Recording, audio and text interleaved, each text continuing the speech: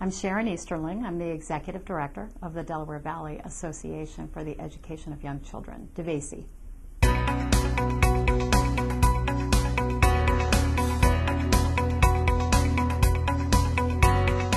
So much of what children learn happens in the first 5 years of life, but they don't begin formal schooling until they get to kindergarten or first grade.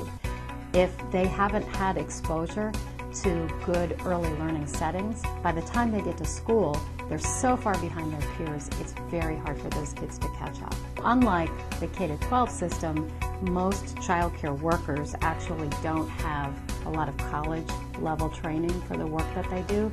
So what we do is we bring information about child development, about curriculum, about best practice with young children, and we really help to transform child care programs from taking care of children to providing educational settings for them. We serve about 5,000 individuals each year and probably about 200 to 300 early childhood programs.